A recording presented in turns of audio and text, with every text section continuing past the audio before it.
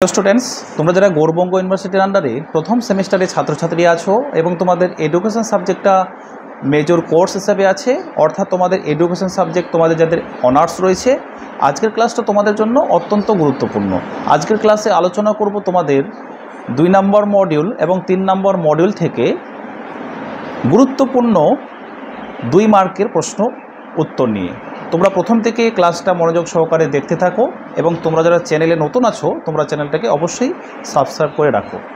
তোমাদের এখানে প্রিভিয়াস ইয়ারের কোশ্চেনটাও আমি এখানে কিছুটা সমাধান করেছি এবং তোমাদের বর্তমান তোমাদের যে সামনে পরীক্ষা হবে, তোমাদের বেসিক্যালি পরীক্ষায় 2 মার্কের প্রশ্ন 5টি থাকবে এবং 8 মার্কের প্রশ্ন তোমাদের সম্ভবত 5টি থাকবে। তাহলে তোমাদের 2 মার্কের প্রশ্নের জন্য তোমাদের হচ্ছে 10টি, আর হচ্ছে 2 মার্কের প্রশ্ন তোমাদের 5টি থাকছে পরীক্ষায়, তাহলে 5 দুগুণা 10, আর হচ্ছে তোমাদের 8 মার্কের প্রশ্ন তোমাদের পরীক্ষায় 5টি থাকবে। এটা হচ্ছে মানে আনুমানিক একটা মানে গড় একটা হিসেব, বিগত বছর থেকে এটা কিন্তু এখন এই পর্যন্ত বলা যাচ্ছে। অর্থাৎ এডুকেশনের যে সিলেবাসটা সংযোজন করা হয়েছে, অর্থাৎ কিছু কিছু জায়গায় পরিবর্তন করা হয়েছে, সেক্ষেত্রে তোমাদের এখান থেকে বলা যায় যে গত বছর যেহেতু 2 মার্কের প্রশ্ন 5টি ছিল এবং 8 মার্কের প্রশ্ন 5টি ছিল, সেখান থেকে কিন্তু একটা সিলেকশন করে কিন্তু এখন বলা যাচ্ছে।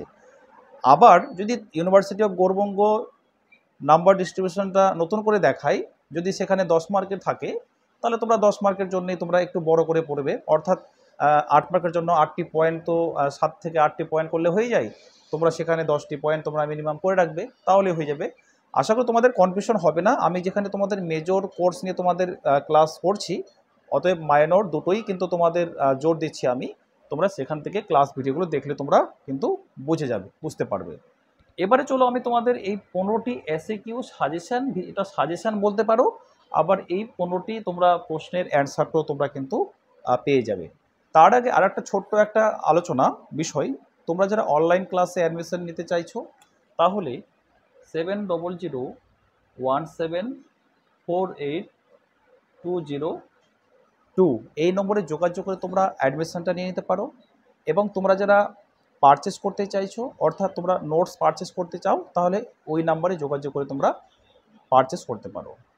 আর তোমাদের অনলাইন ক্লাসে যে সমস্ত ফেসিলিটিগুলো রয়েছে, সেটা হচ্ছে ক্লাস শেষে স্টাডি মেটেরিয়ালটা দিয়ে দেওয়া হয় সম্পূর্ণ, এবং পুরো টপিকের উপরে তোমাদের পুরো যে কনসেপ্টটা রয়েছে, কন্টেন্টগুলো রয়েছে, সেটাকে তোমাদের কিন্তু একজ্যাক্ট তোমাদেরকে বুঝিয়ে দেওয়া হয়। অর্থাৎ একটা স্বচ্ছ ধারণা, বাস্তব উদাহরণ সহ তোমাদের কিন্তু সমস্ত ডিটেলসটা আলোচনা করে বুঝিয়ে দেওয়া হয়। তাই তোমরা ইচ্ছুক থাকলে ওই নম্বরে যোগাযোগ করে তোমরা অবশ্যই অ্যাডমিশন নিয়ে নিতে পারো। আর তোমাদের এডুকেশন বিষয় নিয়ে যদি তোমাদের কারো কোনো অসুবিধা থাকে, তোমরা অবশ্যই তোমাদের মূল্যবান বিষয় বা মূল্যবান বক্তব্য তোমরা আমাকে আমার কমেন্ট বক্সে তোমরা লিখে পাঠাতে পারো।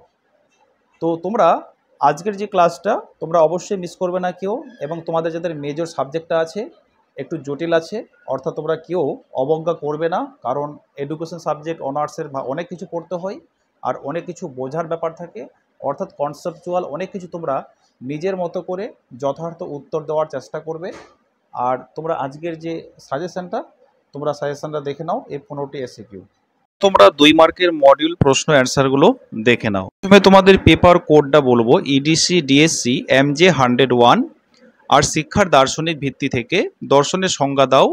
এখানে প্রথম প্রশ্নটা হচ্ছে, জীবন ও জগৎকে ঘিরে উদ্ভূত মৌলিক সমস্যাগুলির যৌক্তিক অনুসন্ধান এবং চলার পথে তার যৌগিক প্রতিফলন ঘটানোকে দর্শন বলে। দর্শনের সংজ্ঞার প্রত্যুত্তরে দার্শনিকদের সংজ্ঞাগুলি হলো, মতে চিরন্তন এবং বস্তুর মূল প্রকৃতির জ্ঞান অর্জন করাই দর্শনের লক্ষ্য। আবার অ্যারিস্টটলের মতে তিনি বলেছেন, আদি সত্তার স্বরূপ এবং এ স্বরূপের অঙ্গীভূত যেসব বৈশিষ্ট্য তার অনুসন্ধান করে যে বিজ্ঞান, তাই হলো দর্শন। নেক্সট, ফিলোজফি বা দর্শন শব্দের ব্যুৎপত্তিগত রূপ লেখো। ইংরাজি ফিলোজফি শব্দটি দুটি গ্রিক শব্দ থেকে উদ্ভূত হয়েছে। গ্রিক শব্দ ফিলোজ এর অর্থ হলো অনুরাগ এবং সোফিয়া শব্দটির অর্থ হলো জ্ঞান। সুতরাং ফিলোজফি শব্দের ধাতুগত অর্থ হলো জ্ঞানের প্রতি অনুরাগ বা সত্যের প্রতি অনুরাগ। অর্থাৎ ফিলোজ এবং সোফিয়া দুটি শব্দ একত্রিত মিলিত হয়ে ফিলোজফি শব্দটির উৎপত্তি হয়েছে এবং এই ফিলোজফি শব্দের অর্থ হলো জ্ঞানের প্রতি অনুরাগ। তারপরে নেক্সট প্রশ্ন, শিক্ষা দর্শন বলতে কি বোঝো? দর্শন হলো সত্যের প্রতি অনুরাগ। এই অনুরাগ দর্শন তত্ত্বের উন্মেষ ঘটায়। এই দর্শন জ্ঞান চর্চার বিভিন্ন শাখায় প্রশাখায় ব্যাপক কৃতিত্বের জাল বিস্তার করেছে। দর্শন যখন শিক্ষাক্ষেত্রের বিশেষ নিয়ন্ত্রক, তখনই সেই দর্শন প্রকৃতিকে বলা হয় শিক্ষা দর্শন। আমরা প্রধানত 5টি শিক্ষা দর্শনের ধারা আলোচনা করে থাকি, সেগুলি হলো ভাববাদ, প্রকৃতিবাদ, প্রয়োগবাদ, বস্তুবাদ এবং অস্তিত্ববাদ। নেক্সট প্রশ্ন, শিক্ষাক্ষেত্রে শিক্ষা দর্শন কীভাবে রূপান্তরিত হয়েছে? খুবই সহজ, মানুষের বিভিন্ন জীবন দর্শন শিক্ষাক্ষেত্রে এসে শিক্ষা দর্শনে রূপান্তরিত হয়েছে। শিক্ষা দর্শন শিক্ষার আদর্শ বা উদ্দেশ্য নির্ধারণ করে দেয়,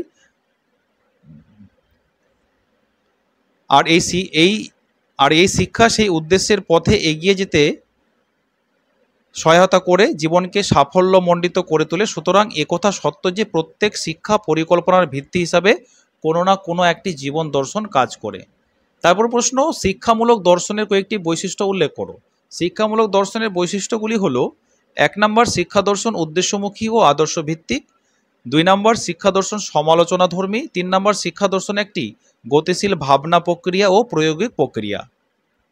তারপরে দর্শন ছাড়া কি শিক্ষা সম্ভব? এটা কিন্তু মোস্ট ইম্পর্টেন্ট লাইন, অর্থাৎ তোমাদেরকে কিন্তু এডুকেশন সাবজেক্ট হিসেবে তোমাদের কিন্তু এই প্রশ্নটা কিন্তু জানা কিন্তু তোমাদের কিন্তু অবশ্যই দরকার।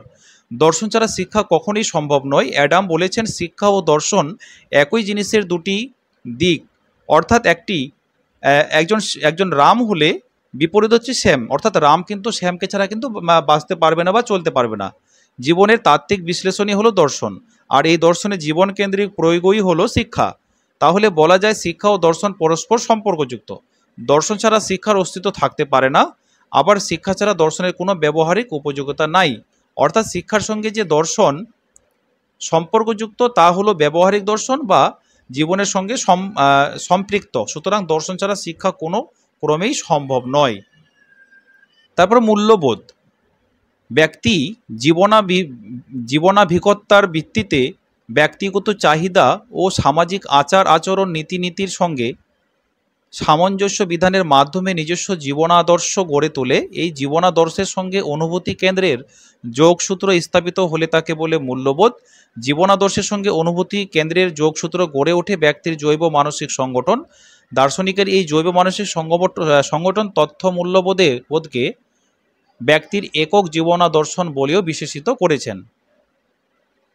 মূল্যবোধের শিক্ষা বলতে কি বুঝো? উপযুক্ত শিক্ষার মাধ্যমে শিশুর মধ্যে জীবন, সময় ও সমাজের উপযোগী মূল্যবোধের বিকাশ ঘটানো যায়। শিশুর মধ্যে জীবনোপযোগী নৈতিক, সাংস্কৃতিক, সামাজিক, দৈহিক, অর্থনৈতিক জাগ্রত করার জন্য শিক্ষাক্ষেত্রে যে বিশেষ কর্মসূচি গ্রহণ করা হয় তাই হলো মূল্যবোধের শিক্ষা। নেক্সট, অধিবিদ্যা কাকে বলে?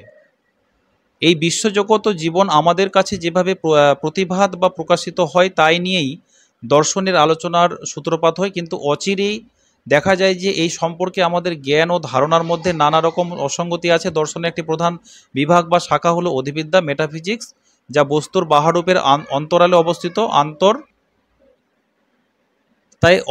অবস্থিত আন্তর সমষ্টি নির্ণয় করে বস্তুর যথার্থ স্বরূপ সম্পর্কে আলোচনা করে আমাদের জ্ঞান ও ধারণার মধ্যে যে অসঙ্গতি আছে তাকে দূর করতে অধিবিদ্যার কিছু প্রশ্ন থেকে অধিবিদ্যার প্রকৃতি সম্পর্কে যথার্থ ধারণা করা যেতে পারে। যেমন আত্মা বা বিদ্যা কাকে বলে?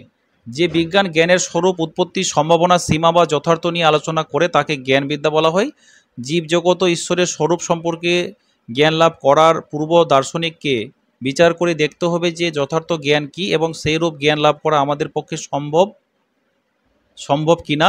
যথার্থ জ্ঞান লাভের উপায় কি, আমরা কতটুকু জানতে পারি, আমাদের জ্ঞানের উৎপত্তি কিভাবে হয়, যথার্থ জ্ঞানের শর্ত কী কী, জ্ঞানের সীমা কতদূর, জ্ঞানের সত্যতা এবং মিথ্যাত্ব কিভাবে নিরূপণ করা যায়, জ্ঞান সম্পর্কীয় পূর্বোক্ত প্রশ্নগুলো নিয়ে আলোচনা করে জ্ঞানবিদ্যা। অবভাস বিজ্ঞান বা রূপ বিজ্ঞান কাকে বলে? এখানে তোমাদের অবভাস বিজ্ঞান বলে যদি তোমাদের পরীক্ষায় আসে তাহলে কিন্তু রূপ বিজ্ঞানটাই হচ্ছে অবভাস বিজ্ঞান, অপোজিটটা। জড়, প্রাণ ও মন এদের স্বরূপ সম্পর্কে অবহিত হতে গেলে এইগুলির পরিদৃশ্যমান বা বাহারূপ সম্পর্কে জ্ঞান প্রয়োজন। অর্থাৎ তোমাকে যদি রূপবিজ্ঞান সম্পর্কে জানতে হয় তাহলে তোমাকে কিন্তু এখানে তোমার নলেজের কিন্তু এখানে তোমার প্রয়োজন রয়েছে। বস্তুর পরিদৃশ্যমান বা সহরূপ নিয়ে যে আলোচনা তাকে সামগ্রিকভাবে বলা হয় অবভাস বিজ্ঞান বা রূপবিজ্ঞান, ফেনোমেনোলজি।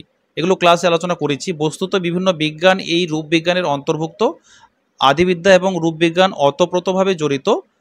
বস্তুত দার্শনিক আলোচনার ক্ষেত্রে বাহ্য বিষয় জ্ঞান থেকেই আমরা তার অন্তর্নিহিত তত্ত্ব বিষয়ক জ্ঞানের দিকে অগ্রসর হই। আদর্শবিদ্যা বা মূল্যবিদ্যা কাকে বলে? দর্শনের আরও একটি বিভাগ আছে, মানে অর্থাৎ আদর্শবিদ্যা হচ্ছে দর্শনের আর একটি বিভাগ, আর এই বিভাগের নাম হচ্ছে আদর্শবিদ্যা বা মূল্যবিদ্যা, যার মূল্য রয়েছে অ্যাক্সিওলজি। আদর্শবিদ্যা মূল্য সম্পর্কীয় বচনের স্বরূপ, মূল্যের তাৎপর্য এবং সত্য, শিব ও সুন্দরের পরম আদর্শগুলির স্বরূপ উদ্ঘাটনের চেষ্টা করে। প্রকৃতিবাদ অনুসারে শিক্ষকের ভূমিকা কী? শিক্ষক বা পাঠ্যপুস্তকের প্রয়োজনে অস্বীকার করেছেন। রুশো বলেছেন give your pupil no verbal lesson. প্রকৃতিবাদ অনুসারে শিক্ষকের ভূমিকা তা হবে পর্যবেক্ষণের ন্যায়, তিনি শিক্ষার্থীদের জ্ঞান বিতরণ করবেন না।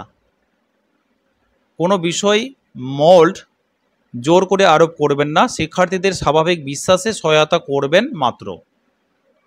শৃঙ্খলা বলতে কি বোঝায়? মুক্ত শৃঙ্খলা। শিশুকেন্দ্রিক শিক্ষার মূল মন্ত্রই হলো মুক্ত বা স্বতঃস্ফূর্ত শৃঙ্খলা। আগের বৈশিষ্ট্যটিতে বলা হয়েছে এখানে শিক্ষার্থীর উপর কোনো কিছু জোর করে চাপিয়ে দেওয়া হয় না, অর্থাৎ এখানে শিশু সকল প্রকার বাহ্যিক নিয়ন্ত্রণ থেকে মুক্ত।